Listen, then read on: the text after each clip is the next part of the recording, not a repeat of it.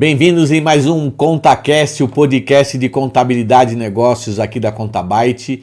E hoje, no início da nossa terceira temporada, uma pessoa muito especial, uma amiga que eu tenho já há alguns anos, uma mulher empreendedora de verdade que mudou muito o jogo dos empresários de Mogi, tem feito muita coisa pelo empreendedorismo.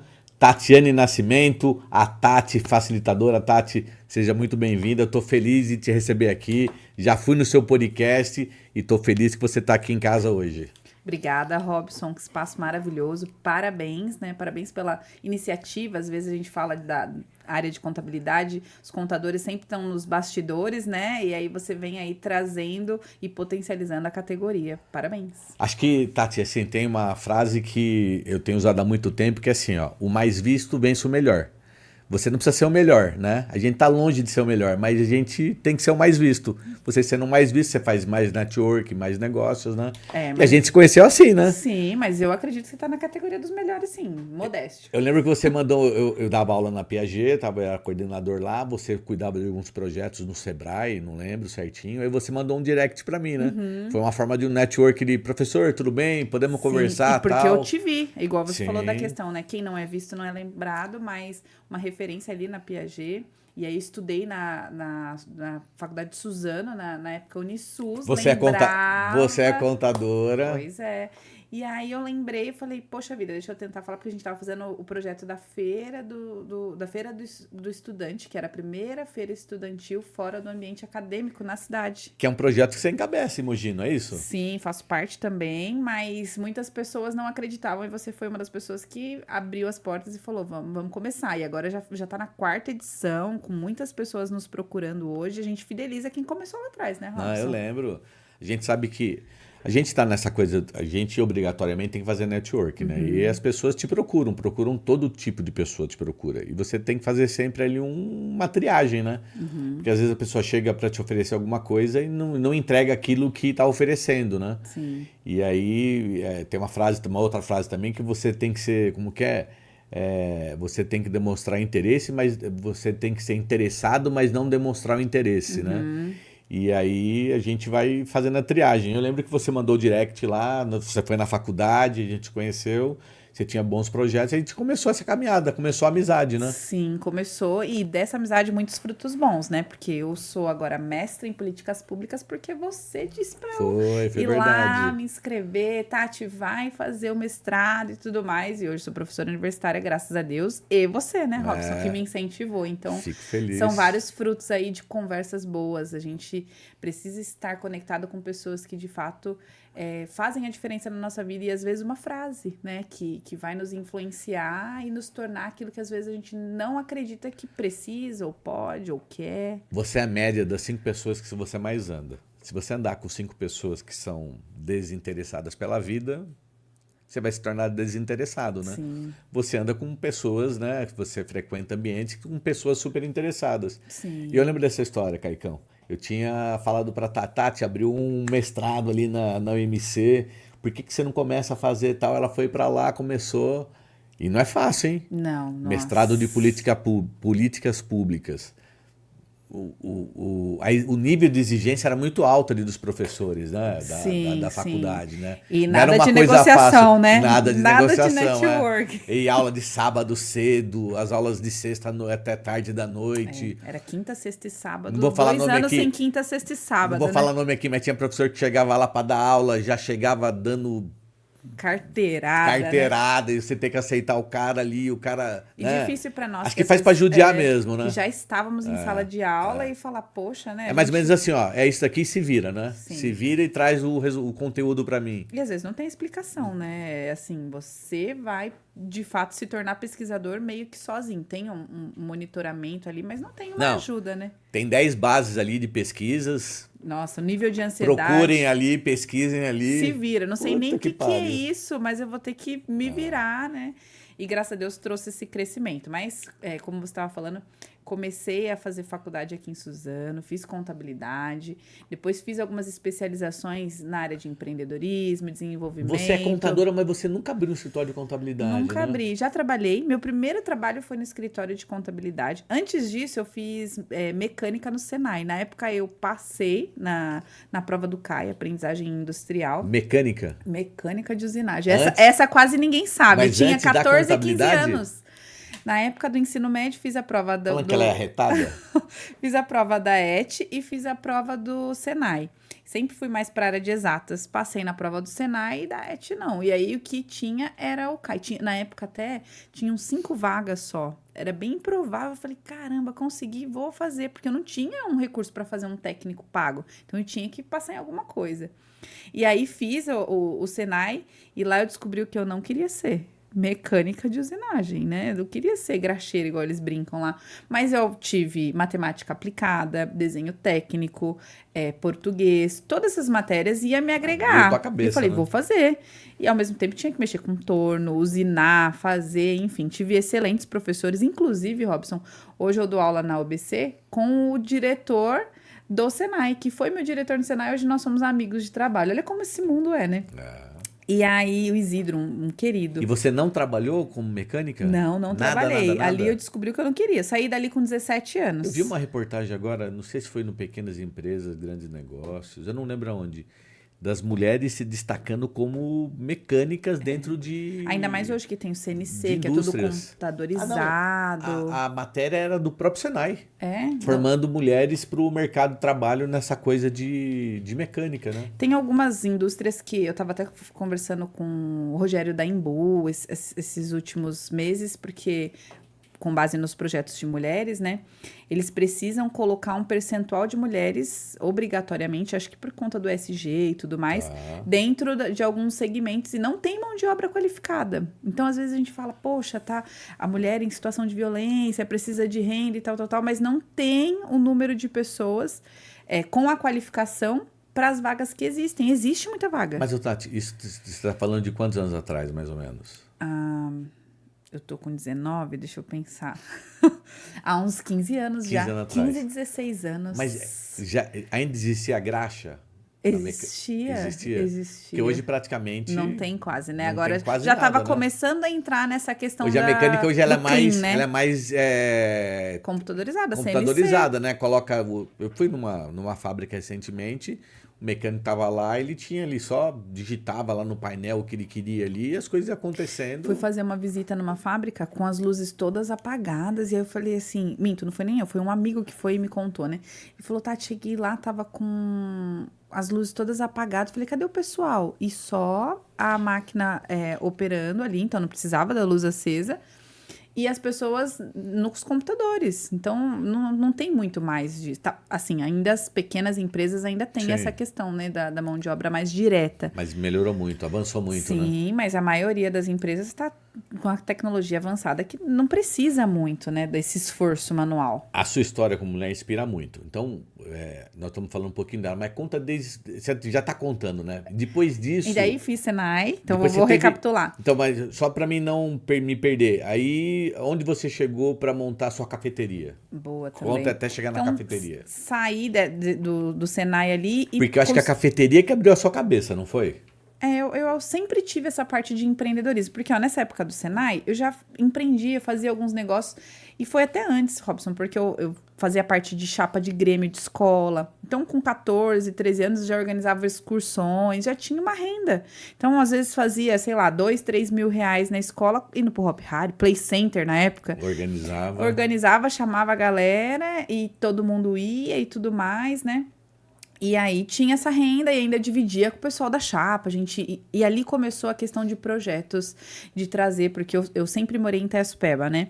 Então lá a parte de mobilidade era um pouco mais difícil, então eu queria trazer o acesso, porque meu pai não era de lá, meu pai veio de Minas Gerais, então ele sempre trazia gente pro centro, fazia visita em museu, ia pra parque, e ninguém conhecia, era pessoa diferente. Nossa, você não foi em tal lugar, não tinha o acesso. Você é filha de Itaiaçupeba? Sou. Meus pais, a minha mãe, né, é de Itaiaçupeba, meus avós sempre teve, Não então... é fácil sair de Itaiaçupeba e ir até chegar ao centro de Mogi, né? Não, até hoje ainda tem Sabe essa por que eu falo questão de isso? Eu mobilidade. tinha alguns alunos na Unisus, quando eu dava aula na Unisus, eu lembro do Renato. O Renato trabalhava na Coca-Cola, trabalha ainda ali na Coca-Cola em Mogi. Tem um nome, como que é o nome da empresa da Coca em Mogi?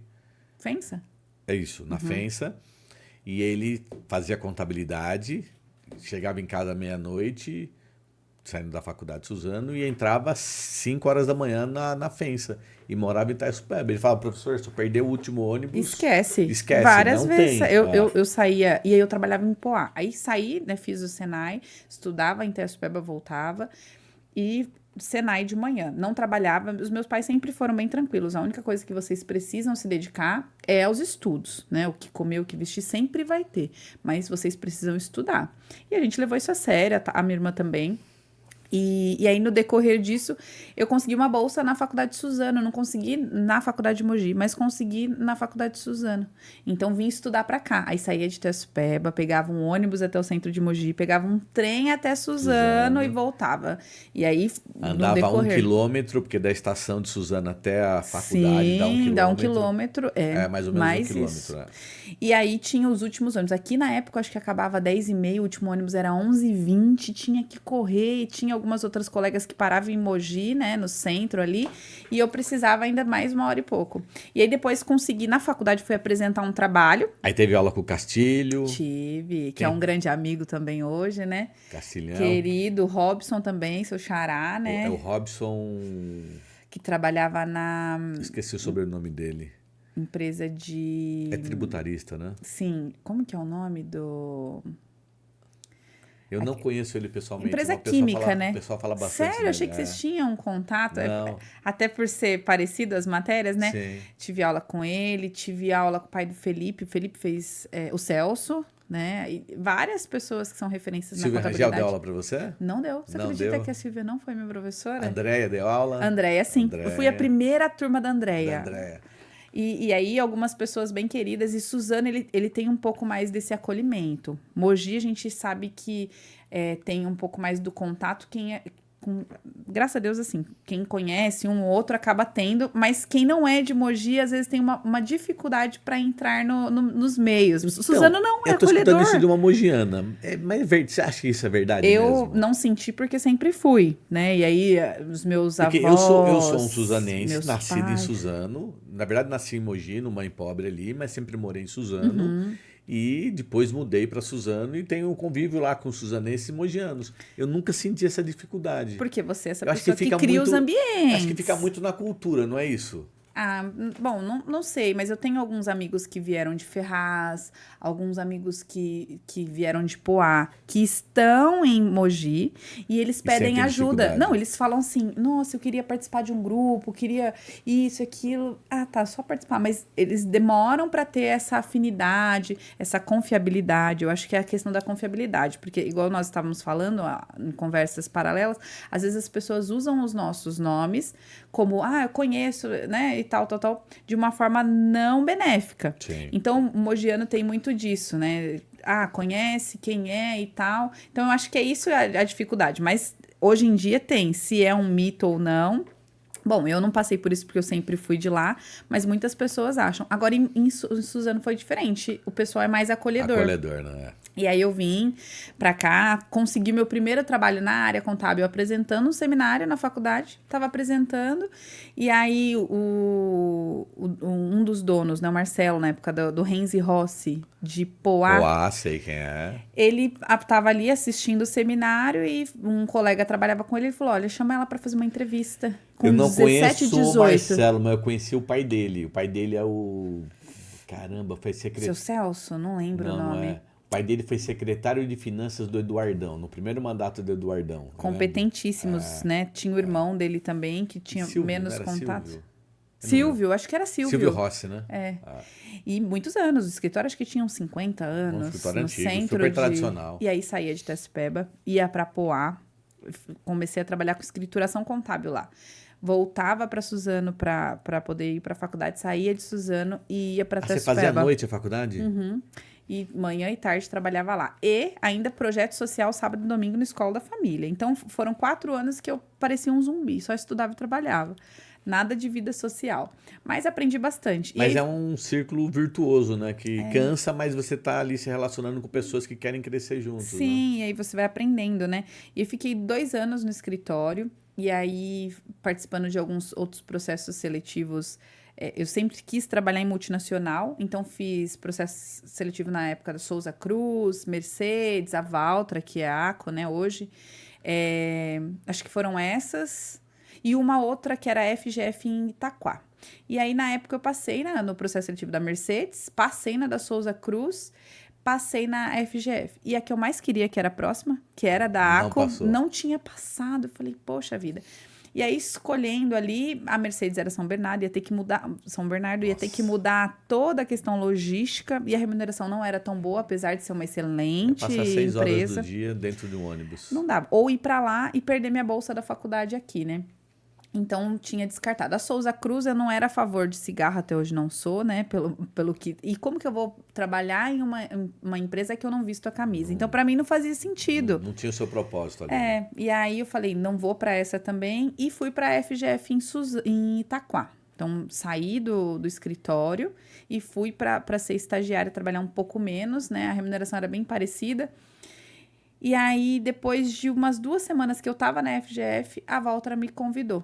No processo seletivo, tinha umas 60 pessoas para uma vaga. E a Valtra sempre remunerou bem os estagiários. Era a mais bem remunerada da região. Eu ia ganhar como estagiário que eu ganhava numa empresa como efetiva. Média hoje, de 3 a 4 salários mínimos do estagiário na Valtra. Sim, lá e é excelente o plano de carreira, trabalha pouco, o ambiente é gostoso, é uma boa empresa. E aí, só que eu não tinha muito inglês, né? Até no mestrado sofri um pouquinho, lá precisava.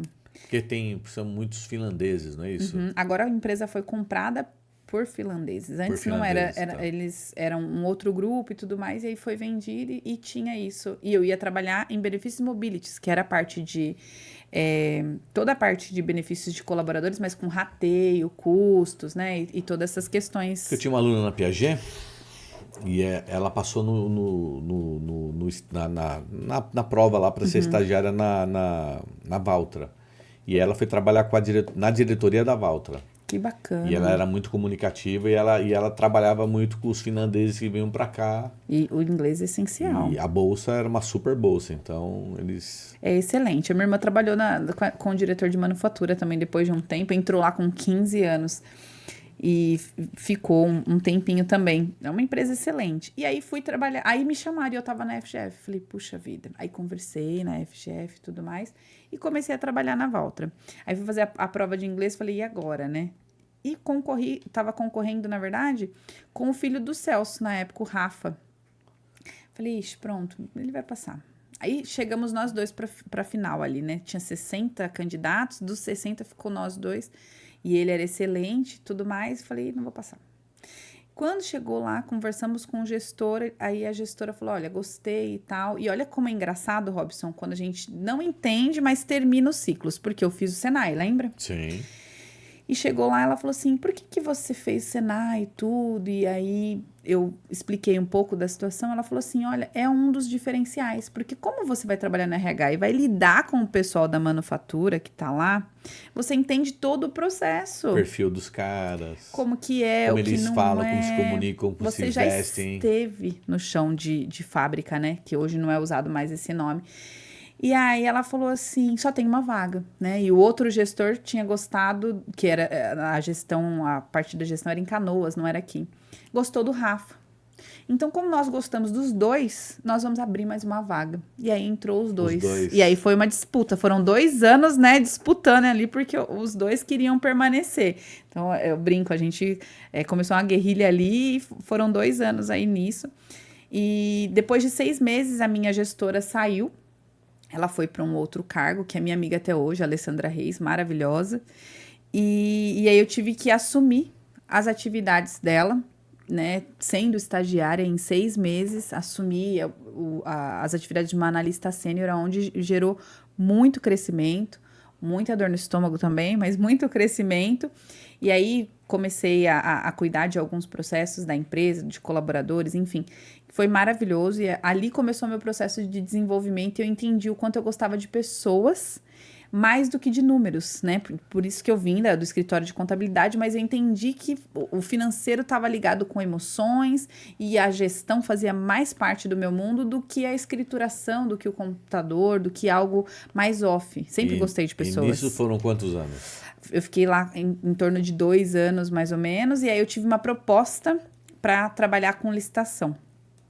E aí eu acabei saindo antes de acabar o meu... Ela já fez tudo, né? Um pouquinho, né?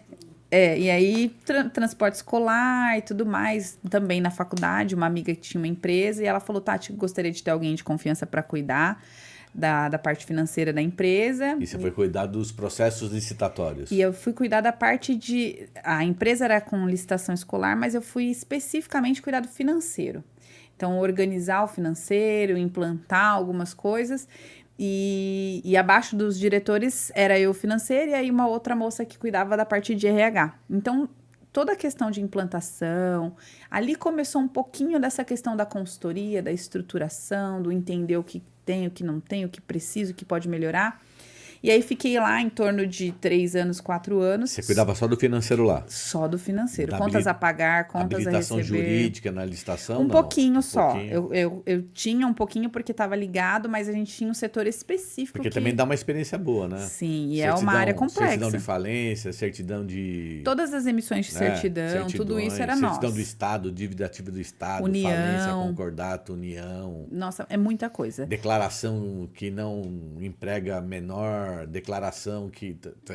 Certidões dos colaboradores que abre a cabeça, né? Abre a cabeça. Sim, mas eu vi pouco. Não me aprofundei muito porque tinha um setor específico. O meu era mais a questão de precificação, formação de preço, né? Quando ia participar ali do pregão, alguma coisa do tipo, a gente precisava dar os lances, né? De alguma forma. Então, essa questão de gestão, sim. Na tomada de decisão. Então, participei um pouquinho disso. E aí, depois disso, eu tinha vontade de empreender. E assim, trabalhar com licitação é algo que você precisa estar full time nisso. Então, a gente trabalhava muito, saía muito tarde. Tinha essa dedicação, ao mesmo tempo essa questão das emoções, né, Robson? Porque você precisa ter uma inteligência emocional para lidar com todo o contexto, tanto a questão política, quanto a questão educacional, quanto a questão de precificação, porque é um preço incorreto que você já não consegue aquele contrato, mas ao mesmo tempo, se você pôr um preço abaixo, você não consegue trabalhar. Depois você não cumpriu o contrato, é penalizado pelo tribunal, pela prefeitura ou pelo órgão público, que você não entregou, né? Sim, é muita responsabilidade, complexo. É complexo. Sim, e a disputa é acirrada, né? Sim. Porque é muito bom vender para o governo, para o Estado, enfim, é muito bom você vender para a pessoa jurídica. Então, ali eu conheci um pouquinho disso. Só que eu sempre tive a vontade de empreender. E eu tinha uma mãe que era confeiteira. Então, no decorrer desse período, eu fui juntando um capital social. Você tinha uma mãe, porque sua mãe não é mais viva? Não, minha mãe faleceu fazem 4 anos. Não sabia. 4 anos já. Que minha mãe faleceu na mesma semana do pai da Patrícia César. Caramba! Inclusive a gente compartilhou essa dor aí, né? Do período que ela era minha cliente da cafeteria, que também é uma amiga em comum que nós temos. Sim. E aí, no decorrer, minha mãe era confeiteira e eu queria empreender, fazer algo. Então, fui juntando um capital ali. E você morava com a sua mãe? Morava com a minha mãe. Eu tava, acho que com 21, 22, mais ou menos. 21, seu pai 22. É vivo? Caramba! E aí, no decorrer disso, comecei a fazer os cursos no Sebrae. Então, já que eu vou fazer algo, eu preciso entender o que é empreender, o que é gestão e tal, tal. A ideia de ir para a confeitaria veio com a sua mãe ainda viva? Sim. E aí, nem contei para ela a ideia. Queria que o plano, de fato, desse certo, né? Então, comentei com a minha irmã, que foi uma das pessoas... Porque eu precisava de um fiador, né? Então, vamos aqui. E aí, a minha irmã trabalhava na Valtra também, né? Nesse período, ela continuou lá, trabalhava na manufatura com o diretor. E eu saí. E aí, nesse período, onde fui fazendo todos os cursos do Sebrae, fiz todos os cursos que tinha, o que era gratuito, o que não era. Em 2017, isso, né? Eu fiz o Empretec, que foi o divisor de águas. Você já fez Empretec, Robson? Eu não fiz, mas mas a Mari Marina fez. Ela tava fez, falando. Que é maravilhoso, assim. Eu ajudava o escritório de Mogi, em Suzano, eu cedi o espaço da faculdade pro pessoal fazer o Empretec em Suzano. O Empretec é Então, muito houveram bacana. 3 edições do Empretec em Suzano que eu auxiliei ao Sebrae a fazer. Que legal. Tô E fazendo... aí, num desses, eu me interessei, só que eram opções, né? Era mais viável, então, a Marina fazer. A Marina fez, saiu transformada, né? É demais. O É um Empretec divisor transforma. Só que, assim, tem que tomar cuidado, né? Porque ele é um curso que tem parceria com a ONU, com a NASA, algo do tipo que eu não me recordo. Você passa por uma psicóloga para ver pra se ver você se tá está no preparado. momento. Não pode fazer marido e mulher É. junto. Na turma que eu fiz, saiu divórcio na sequência, assim, sabe? Então, Dizem que é mais ou menos igual aquele programa que tinha lá do Roberto Justus, como que é o nome do programa? tinha o estagiário, mas não deve ser Não, esse. não, aquele que ele demitia as pessoas. Eu não lembro o nome, mas eu lembro o programa. Que ele falava, está demitido. Então ele dava as tarefas lá, o pessoal saía pra rua. Nossa, pra passei vender, madrugadas fazendo. Você tinha que montar, elaborar a empresa em 7 dias. Uma coisa assim, bem diferente, mas era bem bacana. E aí fiz o Empretec e ali eu vi quais eram os meus pontos positivos, quais eram os meus medos e tudo mais. E a partir dali eu decidi pedir as contas de todo O aprendiz. O aprendiz. É basicamente parecido mesmo. Várias pessoas que a gente conhece hoje que são líderes de alta performance começou fazendo esse curso. É super recomendado. Minha mãe estava na rua, não, Robinho, eu preciso achar tal coisa, eu preciso vender para 10 pessoas, me ajuda, não sei o quê. Pô, era uma dinâmica super legal, né? Não, e você faz acontecer, é você e você. Mexe com todas as emoções mesmo e destrincha ali. Eles têm uma metodologia onde diz que, do David McLean, que você pode não se considerar um empreendedor, mas você pode se tornar um empreendedor. Então, é assim, para quem quer trabalhar e ser empreendedor não é ter uma empresa. Ser empreendedor é solucionar problemas, né? E, consequentemente, você vai ter uma empresa, possivelmente. Mas tem pessoas que são empreendedoras que estão dentro de uma empresa de alguém. Legal que você fala isso, porque eu tenho aqui a nossa cultura. O pessoal fala muito em cultura. Cultura é super importante nas empresas. Acho que empresa sem uma cultura sólida e forte não sobrevive, né? A cultura da Contabyte é resolver problemas. Mas não é, a gente pensa em coisas mais... Não, é resolver problema. Indiferente do tamanho, a gente resolve problema, não importa de quem, como, quando, é resolver problema. Cara, e isso é o diferencial que muitas pessoas não têm, né, Robson? Elas fogem de problemas. Dos problemas. Ou criam problemas, mas poucas, né, que tá ali entre os 14% da população que soluciona problema. E através de soluções de problema que nascem-se os maiores negócios. Nós estamos gravando aqui, teve 3 mensagens para mim aqui que são 3 problemas. Eu já falei que nós estamos resolvendo.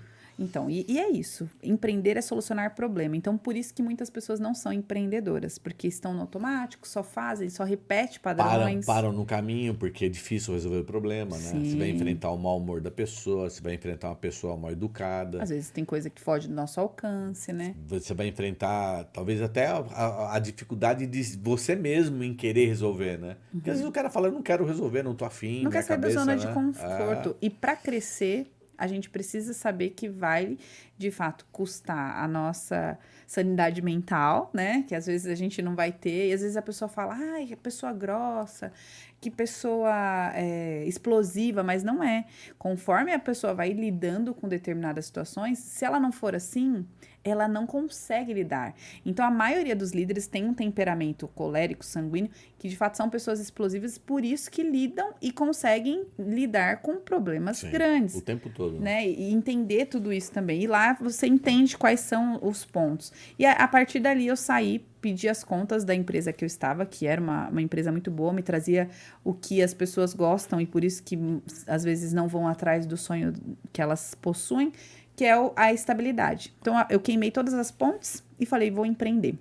Aluguei um ponto no centro da cidade. Saiu da zona de conforto. Saí com muito medo. E resolveu empreender por a cara. Ainda deixei ali... Lembra que eu falei que eu estava juntando um capital para poder fazer isso. E aí, juntei esse capital porque isso me traria uma segurança. Só que tudo que eu juntei de capital, quando eu comecei a alvenaria do prédio... Você pôs tudo no risco. Ficou tudo lá. E tudo que eu tinha planejado fugiu. Eu falei, meu Deus, e agora? Tenho prédio, tenho todo, né? E não tenho mais recurso para estoque. Não contei pra ninguém que eu ia abrir, não tem como pedir nada, não quero linha de No empréstimo. momento que você fala que você quer ser empreendedor e montar um negócio, você já entra pro risco, né? O Sim. risco é todo seu. Eu, às vezes, tenho O casos ônus e o aqui que o bônus. cliente me liga e fala, Robinho do céu, eu sempre trabalhei empregado. Cara, como chegou boleto pra mim em primeiro mês, como... Meu, É isso. é isso. Você começou a sua vida, daí pra frente é bem pior. Sim. Você vai ter que enfrentar isso todos os dias, né? Mas é gostoso pra quem de Sim. fato entende que é isso que ela quer. Não é todo mundo que nasceu pra empreender. Pra empreender.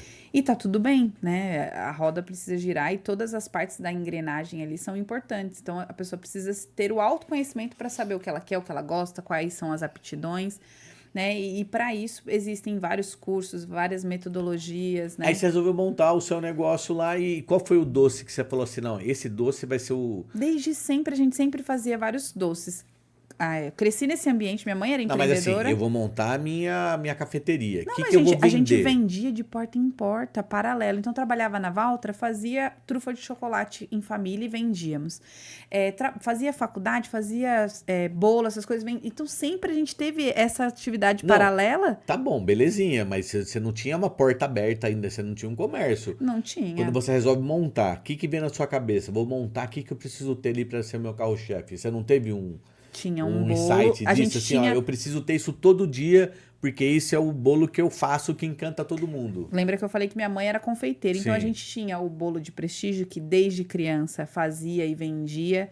A gente tinha um bolo de ninho com Nutella. E era essas coisas Sabe que as por que eu tô pessoas falando isso, Tati? queriam. Porque assim, ó, quando você resolve ser empreendedor e empreender, se o cara não for especialista em alguma coisa, Diferencial. ele vai sofrer muito ao passo dele perder o negócio dele. Precisa ter né? algo, né? Precisa ter algo. Ah, eu trabalhei 30 anos na Valtra como mecânico. Agora eu vou montar uma pastelaria. Mas o que você sabe de pastel? Inclusive, teve um colaborador que fez exatamente isso. Você só sabe comer pastel, mas você não sabe onde comprar massa, como faz a massa, etc. Sim. Né? Ah, saí da Valtra, vou montar uma hamburgueria. Mas o que você conhece de hambúrguer? Nada. Meu, a chance... Eu abri a cafeteria, nem saber passar café eu sabia, Robson, porque eu nunca fiz nada em casa, você acredita? Mas você sabia dos doces, né? Eu sabia de doce e de gestão. Então, fiz todos os cursos ali do Sebrae. Então, você Pelo foi menos pra um sabia o negócio caminho. que você sabia que você sabia produzir um produto ali que era bom, né? E outra, a questão geográfica. Então, eu estudei ali, não tinha um lugar... a descida, aqui era a cafeteria e aqui um ponto de ônibus. Passava 2.000 pessoas e não tinha um lugar para elas comerem. Aí você fez o segundo passo, de montar um plano de negócios, fazer um mercado, primeiro fazer uma ponto era pesquisa isso, de mercados, necessidade. onde montar, né? Questão geográfica, porque vamos pensar que às vezes a pessoa vai montar um negócio, vamos pensar em um bairro populoso, que tem muita gente, Jundiapeba. Aí, vamos pensar em uma empresa que a gente acha referência de comida japonesa, de japa. Aí ele vai lá e monta em Jundiapeba, vai vender? Tem muita gente. Não vai vender, porque o ticket médio de japa é R$200, R$150, e as pessoas de lá, a grande maioria... tem uma renda de 1 ou 2 salários mínimos, ela não vai consumir. Então, assim, toda essa questão é importante. Lá eu fiz esse mapeamento, abri, dei o primeiro passo e começamos a fazer. Qual era o diferencial? Os bolos, mas uma das coisas que nós trouxemos foi o suco de cambuci, que era de Itaipeba, não tinha outro lugar. Os moradores de Itaipeba vinham e Mas experimentavam. o diferencial, tenho certeza que não era isso. Por que não? Era a sua simpatia, o seu carisma. Sim, também, né? Isso, eu sempre falo isso, Robson, e muito bom. É o passo 3. Eu sou especialista em algo, eu montei um plano de negócio e eu tenho carisma para atender. As pessoas vão por conta de quem você é, né? Não só pela necessidade que elas têm. Isso Porque você pode vender muito o melhor verdade. o melhor bolo da sua vida, mas se você entregar com a cara feia, o cara não volta. Sim. Mas você pode vender um bolo ruim, mas se você atender ele bem, ele vai te dar a chance de ele voltar lá e acertar. Porque às vezes você vai fazer um bolo, Muito passou... Não tá naquele dia, não né? ficou do jeito que você queria. O cara comeu o bolo ali e você tem certeza que tá comendo um bolo que não foi o seu melhor bolo. Mas se você tá com a cara feia, ele não vai te dar a segunda chance. Sim. Mas se você atender ele bem, dar para ele uma experiência legal dentro do seu comércio, ele vai dar a segunda chance para você. E isso foi, assim, um dos diferenciais, igual você está falando, que, na verdade, deveria ser a obrigação de todo mundo, né? Atender bem, trabalhar e tudo mais. Mas dentro disso a gente tinha alguns produtos específicos que eu não tinha pensado nessa questão do carisma. E fazendo com excelência porque a gente gostava. Ficamos ali, aí tinha os meus clientes, assim, começou com pessoa física, mas na sequência a gente começou a atender pessoa jurídica, e aí eu tinha muito contato, Banco do Bradesco era nosso cliente, Casas Bahia era nosso cliente, a Valtra era o meu cliente, as empresas, a gente fazia o coffee das palestras. Então, 40% do faturamento era a loja física, 60% eram as empresas que nós atendíamos. E aí, daí, continuei fazendo os cursos do Sebrae e tudo mais. Mas começou a ficar pequeno para você. Começou a ficar pequeno e eu não gosto de ficar na loja. Meu negócio era externo. E aí minha mãe ficava na loja, a gente tinha os outros funcionários e eu fazia as atividades externas com outra equipe e era maravilhoso. Só que veio 2020, pandemia, né? Só que antes da pandemia, em fevereiro, a pandemia foi em março. Eu tô falando tudo isso porque assim, ó, quando a mulher é empoderada, empreendedora, eu vejo a Marina, não tem limite. Vocês estão fazendo ali, a mulher dá de 10 a 0 no homem. Ai, obrigada, Robson. Gostei dessa frase. Você tem ali uma tarefa para um homem e para uma mulher. Se colocar junto ali, a mulher vai superar o cara. A mulher empoderada, que está determinada, que tem vontade, o que falta, ela é imbatível. O que falta não é a Marina aqui? Nossa, acompanhar ela é difícil. É difícil. Mas o que falta, às vezes, é esse encorajamento, o acreditar em si, porque é difícil. Nós temos muitos medos, né? Acho que vem da natureza da mulher. Natureza. A criação ajuda muito. Sim, mas assim, hoje ela tem você que está ali ao lado, que você fala, ó, ela é empoderada, ela consegue, ela faz, mas tem muitas que é o inverso. Mas tem a natureza dela mas também isso é treinável também, né? Você consegue desenvolver também. Eu acho que dá para desenvolver em algumas mulheres. E eu acho... Em alguns homens também, né? Sim, tem alguns homens que são muito bons no que fazem, né? Na questão de gênero, se a gente for colocar aí, tem homens e mulheres de uma forma geral, mas as mulheres às vezes têm um pouco mais de sensibilidade para ver tudo isso, E eu tô te né? falando isso, não tô te falando aqui porque eu tô falando de você e nem dando referência pra Marina. Quando eu começo as aulas na faculdade, quando eu dava aula, eu fazia uma pergunta.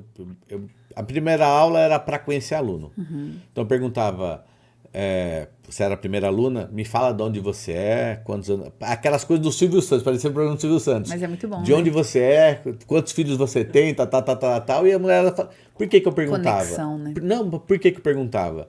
Porque na hora de eu ter que julgar a aluna ali para dar uma nota, tem aquela aluna que ela saía da faculdade, saía do trabalho, ia para a faculdade, chegava em casa, tinha que lavar roupa, fazer comida, brincar com as crianças, deixar a marmita pronta para outro dia para começar todo um novo ciclo. A menina ia dormir 1h, 2h da manhã.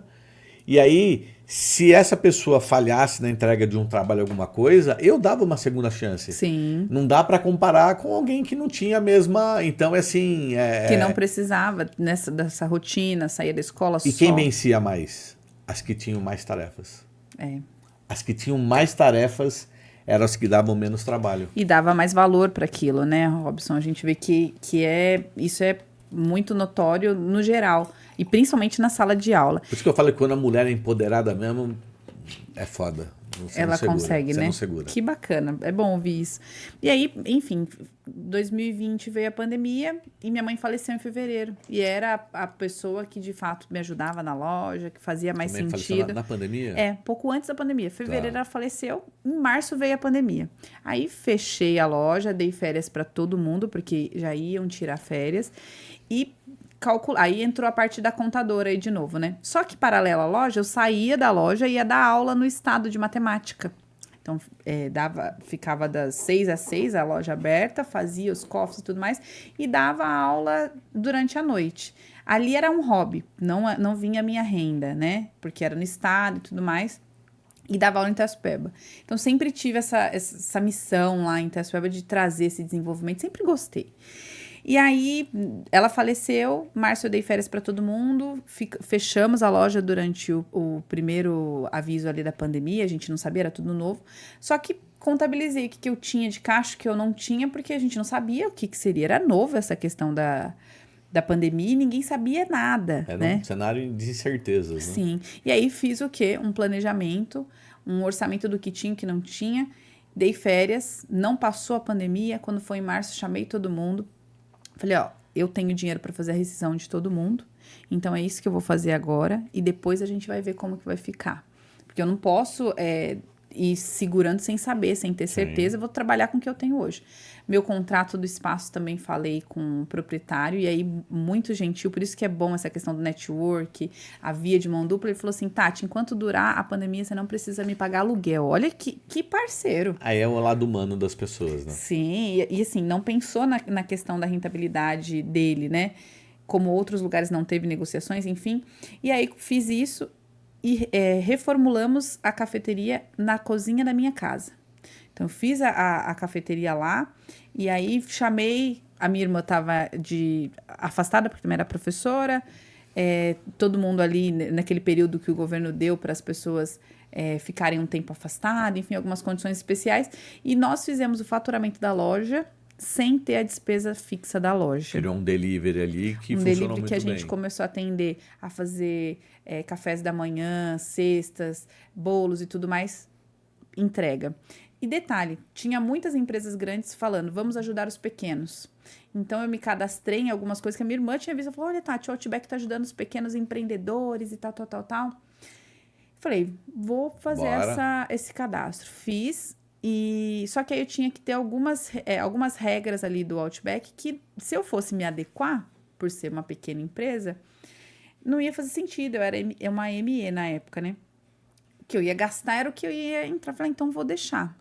Tinha que ter laudos de vigilância atualizado e tal, e eu tava parada, né? Bom, vou mandar o que eu tenho de documentação, seja o que Deus quiser. Precisava muito dessa ajuda, ia ser, assim, muito importante. Meu contador, na época, também foi parceiro, deixou todo mundo em stand-by, imagino que você tenha passado por isso. E aí, quando estava acabando a promoção, era o mês de Páscoa, março, abril, alguma coisa, o Outback mandou um e-mail. Olha, várias das pessoas que a gente gostaria de ajudar não vieram fazer a retirada da mercadoria, faltou alguns itens aqui, mas nós gostaríamos de destinar. Aquilo que ia ser uma caixa de auxílio, né, alguns ovos de Páscoa, eles me mandaram 33 caixas, Robson.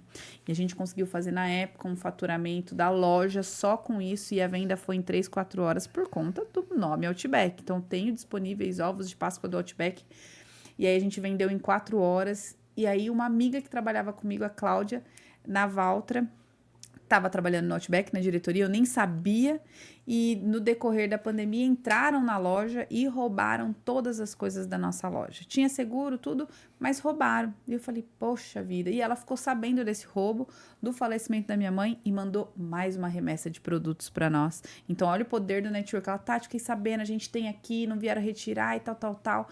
E aí a Claudinha fez isso, ela cuidava do marketing na época da Valtra, e tava ali no Brooklyn, nem lembrava mais da questão profissional dela, porque, né, a gente às vezes trilha caminhos diferentes, mas essa questão da frequência é importante.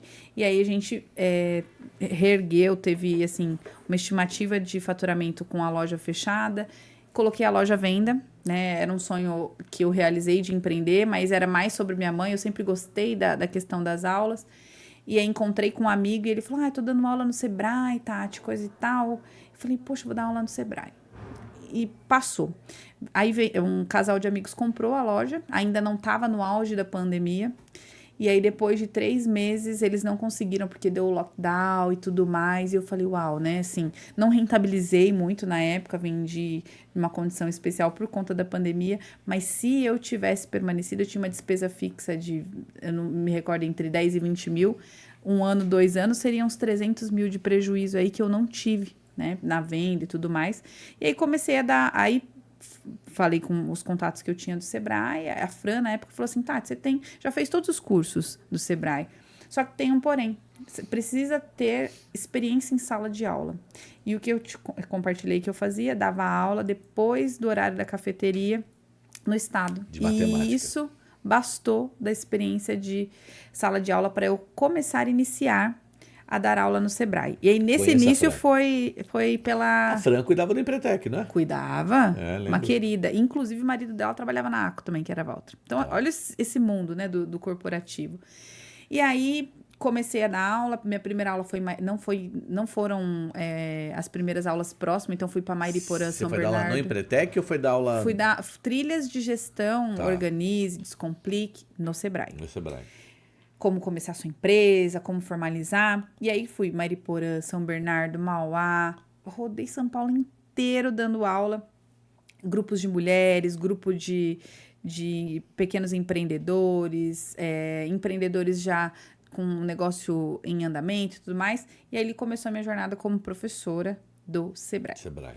E aí continuei e tudo mais. Aí foi onde nós nos conhecemos a partir da feira. E aí uma das pessoas, que na época foi a vereadora Malu, me convidou e falou... Eu estava conversando com um amigo que trabalhava com ela, o Zugaib. Ela já era vereadora? Já era vereadora.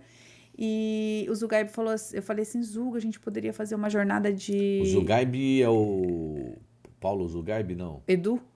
Eduardo Zugaib, né? Não, é sobrinho do Edu. Sobrinho Era o dele. Luiz. Hoje Tá. ele tá na Argentina, Tá. fazendo algumas missões lá. E eu falei, e ele liderava alguns jovens na cidade. Eu falei, a gente podia fazer uma jornada da questão empreendedora para os alunos saberem e convidar os jovens e tal, sobre carreira, sobre profissão, que eu acho que seria necessário. Ele não ligou muito, mas ele trabalhava com a Malu. E aí a Malu falou que queria fazer uma feira estudantil e ela me convidou para ir até ela no gabinete na época e nós fizemos toda a parte de estruturação daquilo que eu pensei em fazer para 10, 20 jovens. Ela falou, que tal a gente fazer para a cidade, Tati? Eu falei, vamos fazer. E aí nós começamos a convidar amigos próximos para falar da profissão, o que é ser médico, o que é ser dentista, o que é ser contador e tal. E foi no Galdino, a gente trouxe, ela conseguiu os ônibus, fez toda a parte logística. Eu virei contador por conta de um projeto, era Projeto Rumo, o nome do projeto, que existia na Brás Cubas. Uau. E eu fui nesse Projeto Rumo e eu lembro que tinha salas. A sala da odontologia, da medicina, da economia. Hoje tem ainda, se chama tem? Mochilão. Lá na Brás Na Cubas? Brás Cubas. Então. E eu fui lá e eu entrei na sala de ciências contábeis. Dali eu assisti uma palestra do cara, eu saí dali resolvido que eu ia fazer contabilidade. Olha a importância, né, dessa questão de transição de geração. Alguém falou para você e você foi conhecer sobre e eles não sabiam. Então, primeiro ponto foi a gente conseguiu ônibus para buscar nas escolas, Isso é deu a condição, importantíssimo. lanche e tudo mais. E tivemos o apoio do privado, do público e conseguimos mais de 3 mil jovens, né? Chamamos todas as faculdades, que foi quando eu te convidei para ir com a Piaget até lá, né? Foi a Mayra, foi a Silvia, foi várias pessoas que hoje a gente, né, já somos amigos e tudo mais, e trouxe essa esperança para os alunos, onde alguns viraram alunos das faculdades, FATEC, que é uma faculdade pública, que estava com o curso de agronegócio fechando porque não tinha inscrições, era só fazer a prova que entrava de demanda. Esse curso existe, Mogi? Existe, ainda tá. Hoje a gente conseguiu levantar com todos esses projetos, e aí comecei a ver essa área acadêmica, aí fui tomar um café no escritório do Robson, com a Mari lá, e o Robson falou, nossa, falta professor da área de contabilidade e tudo mais. Por que você não faz mestrado, Tati? Tá aberto e tal. E era a última semana de inscrição. Falei, e eu sempre quis dar aula em faculdade. Falei, vou chegar. Cheguei em casa, fiz a busca ali das faculdades, me inscrevi na faculdade de políticas públicas, né? Que era o que nem imaginava o que era políticas públicas, porque a minha intenção era dar aula na faculdade. E aí entendi um pouco sobre... Comecei o mestrado. Mas antes de começar o mestrado, você deu aula comigo ali na Piaget, né? Eu só dei palestras na Piaget. Você não ficou um período, 2 meses dando aula? Depois que eu já estava no mestrado. Ah, tá. Foram meses seguintes, né? Aí Eu lembro que faleceu o professor Marcos lá Foi eu que substituí. Você que substituiu. Foi logo após a pandemia também, 1 ano depois. Foi. E aí comecei aí me inscrevi lá para o mestrado. Você tem um projeto, Tati, tal. E aí falei de uma das dores que nós tínhamos no Sebrae. Falei, mulheres em vulnerabilidade que possuem intromissão familiar por dependência financeira. Porque eu atendia mulheres lá que ia entender sobre empreendedorismo, que estava no projeto Prosperos. O Sebrae pagava R$2.000 para essas mulheres irem estudar e elas não continuavam. Essa foi sua tese? E aí eu falei, sim. Ainda não era tese porque é dissertação, né? Sim, mas sim. espero que vire. Sim.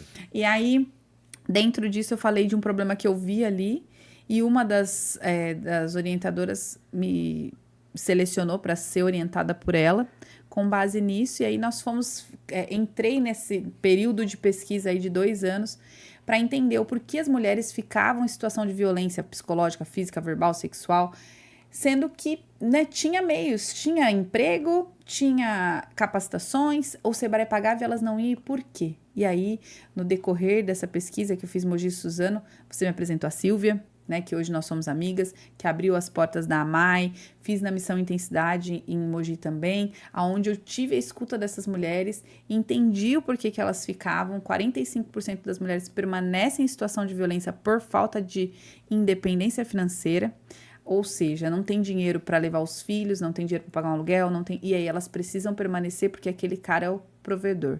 E aquilo que eu pensava se provou na pesquisa do mestrado, que de fato quem paga a conta manda na nossa vida, indiferente do gênero. Pode ser uma mulher que é agressora, pode ser um homem. Isso não é uma questão do patriarcado, como muitas pessoas falam, mas sim da mentalidade, da cultura. E como que a gente resolve isso? Trazendo capacitações, trazendo desenvolvimento, trazendo essa questão psicológica, porque às vezes dentro da sala de aula a gente vê situações do tipo, trazendo essa conscientização em empresas, em indústrias, enfim. Teoricamente, você está dizendo para mim que 45% das mulheres que você pesquisou, elas permanecem em situação de violência, ou seja, apanham, pressão psicológica, cárcere, enfim, coisas horrorosas, porque elas não têm dinheiro. Porque elas entendem que elas precisam... Porque elas entendem tecnicamente que Não dependem são capazes. daquele homem...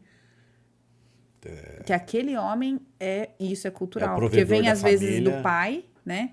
Depois de um chefe. Acho que é muito cultural e é assim... Pô, é abominável, né? Sim. É uma coisa assim que... E eu achava assim, Robson, eu entrei nessa pesquisa porque eu falava assim, essas mulheres são ser vergonhas. Estão nessa situação porque elas querem, porque eu trabalho, eu estudo e tal. Não é. Aí tem outros fatores, dependência emocional, quer falar agora. Tem uma questão dessa Da falta cultura, de autoconhecimento, porque eu não sei cultura. do que eu sou capaz. Lembra que a gente falou que pode aprender? Mas Da eu não sou capaz. falta de conhecimento também, Falta nem de do conhecimento. de conhecimento, né? Conhecimento. E muitas delas não têm nem o ensino médio. Eu atendi um caso, assim, de uma amiga que é diretora, que uma criança de 10, 11 anos falou, professora, meu avô está abusando de mim sexualmente. E aí ela falou, vou chamar a mãe. Aí chamou a mãe dessa menina, ela falou, olha, ela relatou isso e tal. Ela falou, então, a mãe falou, ele também abusou de mim. E aí ela falou, e aí? Só que ele é o cara que paga as contas, não dá pra gente sair. Pra onde a gente vai? Onde eu vou morar? O que eu vou comer? Então, eu não tenho o que eu fazer. Olha que absurdo. É um estado de humilhação permanente, né? Sim, e assim, é algo que elas não sabem, né, que existe o apoio da rede. E aí, com esse incômodo, surgiu o convite, a Priscila, vice-prefeita atual da gestão anterior, me convidou para vir como vereadora na cidade de Mogi das Cruzes, por conta da pesquisa. Eu fiquei 2 anos fazendo essa pesquisa, investigando o que a gente podia fazer para ajudar essas mulheres que estão em situação de violência. Tentei falar com a assistência social, não tive muito respaldo. E aí eu cheguei na época, a secretária da assistência social e falei para ela, se eu que estou fazendo a pesquisa não tenho acesso ao que existe de apoio à rede, o que pode ser feito, imagina a vítima de violência, Robson. E aí isso me gerou algo que eu não podia mais ficar quieta, eu precisava fazer algo. Só que para eu fazer algo eu precisava de recurso, ou do público ou do privado. Cheguei em algumas empresas privadas, falei para alguns gestores, olha, a gente tem esse projeto, né, levar essa conscientização, mas a gente precisa de apoio, preciso de uma psicóloga, preciso de uma assistente social, porque isso foge do meu, né, eu vou conseguir trazer a parte de empregabilidade, desenvolvimento econômico e tudo mais, mas e essa outra parte? Quem vai cuidar? Quem vai ajudar essas mulheres a acreditarem nelas mesmas? E aí, dentro disso, com esse convite, a Priscila falou, Tati, eu acredito que você tem um potencial para vir a vereadora, gostaria de convidar. E a única solução que eu achei, assim, que um caminho que daria pra gente fazer com que os projetos acontecessem. Para você defender realmente um projeto de política pública, né? Porque, de fato, um dos papéis de um vereador é cobrar o poder público para que as coisas aconteçam. Então, eu me vi nesse cenário. Mas, Tati, mas você não precisa de mandato para defender um projeto desse. Sim. Você já procurou, por exemplo, a prefeita de Mogi, a Mara, Sim, apresentou o projeto? E a partir de agora, as coisas estão caminhando, né? Então, assim, não ganhei a eleição, claro que a gente Sim. fica triste, gostaria de ter ganho, mas isso não impede que a gente continue. Desenvolva esse projeto, Talvez né? alocada nesse lugar, né? Igual a Malu cuidava dos jovens, a Priscila dessa pauta mulheres. Porque é mais ou menos assim, ó. Tem a Lei Maria da Penha, né? Uhum. A Maria da Penha, ela é o símbolo dessa A lei. mais conhecida. Mas não é mais dela, né? Virou uma política pública de proteção à mulher, né? Sim. A tua ideia passa a ser uma ideia que não vai ser só mais sua. Você é dona, você identificou isso, diagnosticou. A partir disso, o Brasil inteiro pode trabalhar. Precisa, né? a gente tem 18 milhões de É mulheres coisa para você em situação palestrar de no violência. Brasil inteiro. Você ser convidado em muitas e muitas cidades para falar do assunto. O que você está falando é bem sério, bem sério, e né? se não faz parte do nosso cotidiano, a gente imagina igual eu imaginava. Está nessa situação porque ela quer. É. E tem toda uma questão psicológica. Não é só o abuso estrutural. sexual, o abuso como Patrimonial. você fala? Patrimonial, né? Exato. De que quebra as coisas, de não saber o direito, né? Se é casado, de fato, tem uma participação mesmo que não trabalhe. Na questão de trabalho, às vezes, vi uma situação de uma pessoa que sofreu um abuso no ambiente de trabalho. E aí, no decorrer da pesquisa, centenas de mulheres deram depoimento. A dissertação está riquíssima, né? Nós gostaríamos de fazer um manual explicando qual é o apoio da rede, quais são os direitos, com casos, né? Então, tudo isso já está ali, o projeto já existe, a gente precisa fazer com que ele aconteça. E Eu aí... estou profetizando aqui, ó. Você vai palestrar, você vai ver, no Brasil inteiro. Ai, muito Você obrigada. vai, porque é uma coisa... Precisa, né, Robson? É algo que foge do nosso controle. Eu tive demandas que as pessoas foram na minha casa pedir socorro. E como que eu acabo sendo impotente? Como que eu vou ajudar? Não, é o poder público que tem que ajudar. Não tem... Quem financia um programa desse não é o privado, é o público mesmo. E no privado eu tive algumas coisas que me deixaram triste. O empresário vai apoiar, mas vai apoiar se ele tiver algum benefício fiscal. O empresário Exato. é O isso. que me traz, né, de benefício para que eu apoie esse projeto? Teve um empresário que falou assim, Tati, eu não posso te ajudar, porque eu tenho muitos casos de violência aqui, e aí eu vou acabar tendo problema com esses homens, mulheres, Não enfim, entendeu, né? que são... Eu falei, meu Deus. Aí Não eu saí, entendeu. falei com uma amiga minha que também é doutora nessa área, a Liliane Almeida.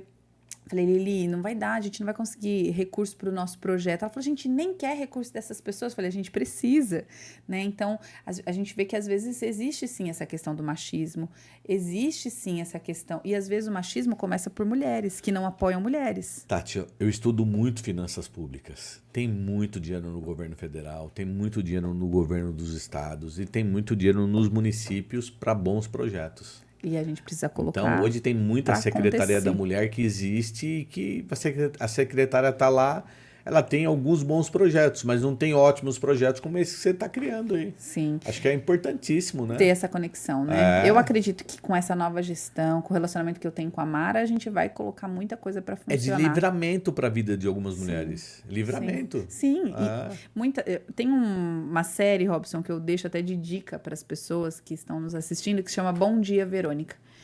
É uma série pesada, né? Indicada para a partir dos 16 anos, mas que fala a realidade de muitas mulheres que a gente nem imagina que acontece. É brasileira, eu gosto bastante dos trabalhos que são feitos no nosso país, mas que a gente nem imagina. Eu atendi caso da África de mutilação genital, que a gente também não imagina que acontece. Que aconteça. E o que era a troca para que essas mulheres conseguissem algo? Os pais trocavam as filhas por um fardo de refrigerante.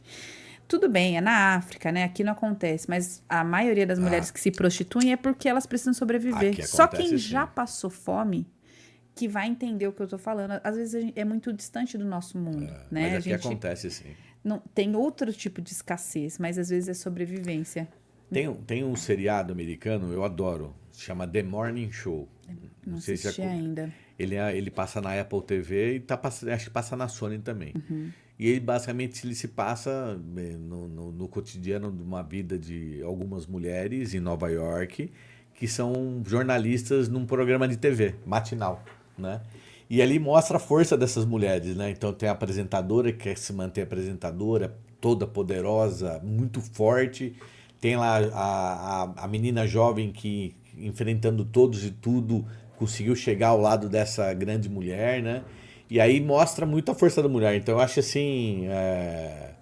E o americano, eu gosto de assistir séries, eu recomendo Eu The gosto Morning também. Show, principalmente as séries americanas mais recentes, porque demonstram muito forte o que acontece lá, acontece aqui. Só que lá eles põem o dedo na ferida, né? Eles mostram, né? E às vezes a Não gente. tem uma entidade de abuso sexual, de abuso sexual muito famosa lá Em que Quebec, não, tem uma em Quebec que é esqueci referência. que é referência que tem condenado muitos atores de televisão, A jornalistas gente vê coisas que abusavam absurdas. sexualmente das mulheres, né?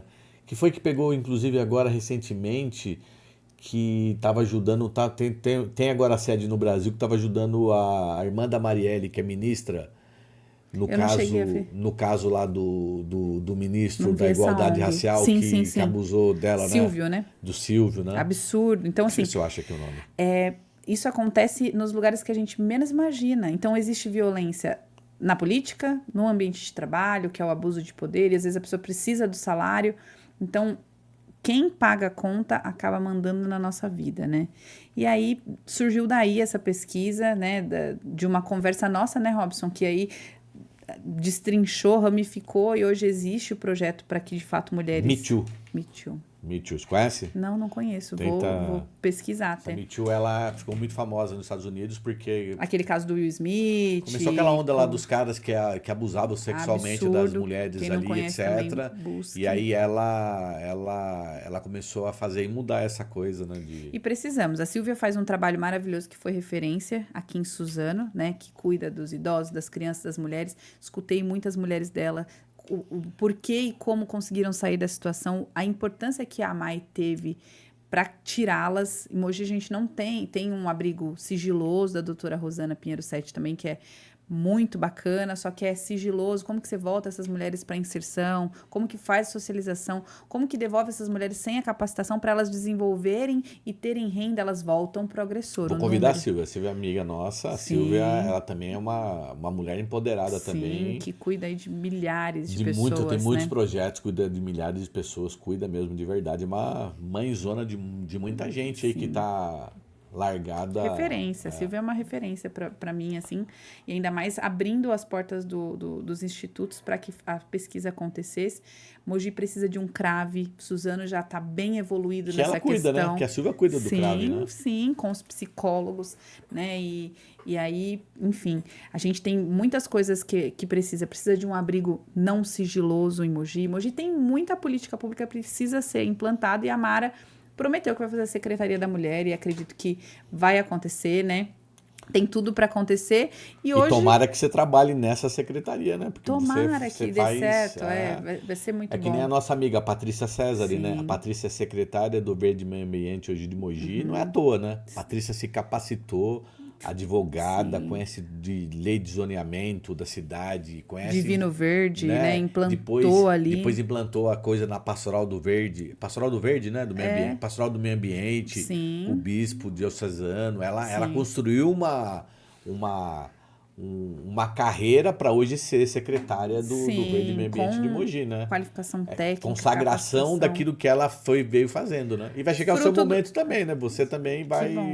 Nós já estamos em negociação com alguns deputados que eu te falei, então esse projeto ele não pode parar, né? A principal intenção de toda essa inserção no mundo político é para que se propagasse, é para que as pessoas entendam. Muitas pessoas falavam assim para mim, Robson, Tati, violência contra a mulher, esse tema não dá voto, não é importante, mas a intenção não é isso. A intenção é que, de fato, salve mulheres. Se a gente impactar 10, 15 mulheres, mas que, de fato, elas consigam, o feminicídio vem aumentando O voto cada é dia. consequência. O voto é Sim. consequência. E não é... Um projeto sólido. A gente sabe que a grande maioria, não a totalidade dos Uhum. políticos, pensem em políticas públicas para voto. Sim. Mas a gente sabe que tem uma minoria que pensa em políticas públicas voltadas As pessoas. às pessoas, que é né? o mais importante, né? O próprio, você falou, o CRAB aqui em Suzano existe, né?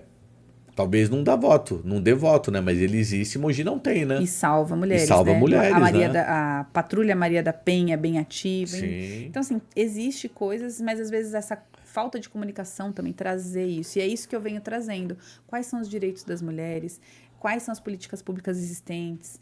Agora a gente começa um projeto com o apoio de algumas instituições, inclusive a Brás Cubas, que você falou que foi aluna da Brás Cubas, também está nos apoiando, né? Que eu tenho o prazer hoje de fazer parte também, ser professora universitária lá, aonde a gente vai dar voz para as mulheres. Então, o nome do projeto se chama Por Mim, Por Nós, Por Todas, onde mulheres contam a história de como elas saíram da situação de violência, como elas começaram para inspirar outras mulheres, e outras defensoras da causa contam o que tem de apoio na rede. Então, eu tenho um auxílio aluguel se eu sair dessa situação, eu tenho uma cesta básica, eu tenho um lugar que eu posso ir, o que fazer? Então, o programa começa agora nesse mês de janeiro, Por Mim, Por Nós, Por Todas, depois eu vou até compartilhar o link, mas aonde a gente vai dar voz para essas mulheres, aonde mulheres vão parar de competir e vão se unir para que, de fato, tenha a força que elas precisam para ter esse desenvolvimento. E é claro que se a gente tem o apoio do poder público, do privado, da sociedade, tudo isso fica mais fácil. Muito mais forte, né?